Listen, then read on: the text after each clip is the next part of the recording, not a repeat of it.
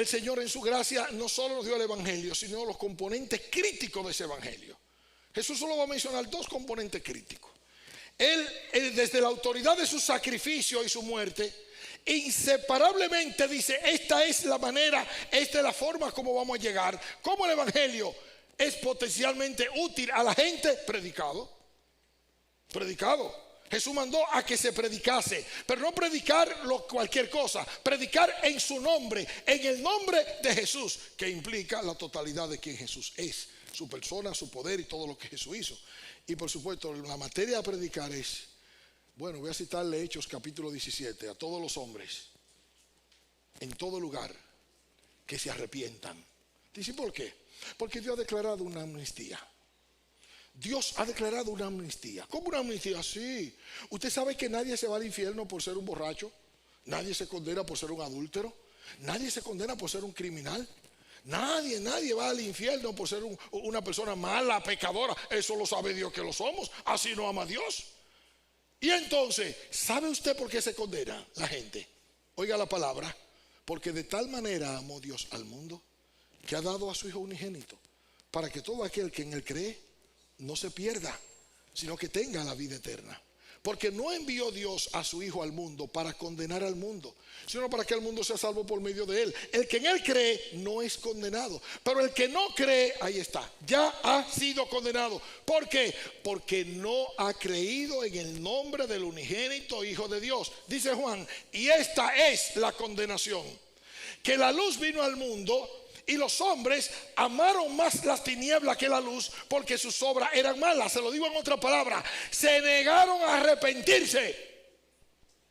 La gente no se condena por sus pecados per se, porque ser pecadores. Dios nos ama siendo pecadores, y por eso vino a morir por nosotros. Murió y en la cruz satisfizo la demanda de la justicia, pero manda que se arrepientan. Condición de Dios. No es si a usted le gustaría, eso no es si a usted le parecería. Es que Dios dijo que las condiciones son estas: que se predique en su nombre arrepentimiento y perdón de pecado. Si no entiende que tiene que cambiar de vida, no es un asunto que puedas hacer tú, evidentemente. El arrepentimiento no es algo que el hombre hace, es algo que Dios concede. ¿Cuál es la diferencia? La diferencia es que si tú pudieras arrepentirte, Judas fue y se arrepintió. ¿No recuerdan de Judas? Judas se arrepintió. Como los hombres. ¿Cómo se arrepienten los hombres? Bueno, si yo hice mal. Judas fue y se arrepintió, y su conciencia le dijo: no, eso no basta. ¿Y qué más puedo hacer? Fue, compró un lazo y se ahorcó. Porque ese arrepentimiento que la carne genera no es arrepentimiento. El arrepentimiento que Dios concede viene como una gracia de Dios por el Espíritu Santo, y te conduce a un cambio de mente que es radical. Es para que no puedes ser jamás como fuiste, porque eso está ligado al nuevo nacimiento, como lo dice el hermano Samuel Peremillo. Permítame leérselo textualmente.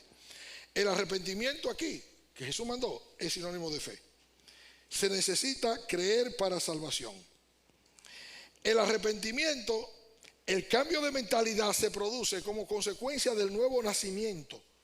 Nadie puede salvarse sin arrepentirse, pero nadie puede arrepentirse sin ser salvo. ¿Qué le parece? Es que esa religión de mínimo que hemos construido por esa gracia barata pone al hombre en lugar de Dios.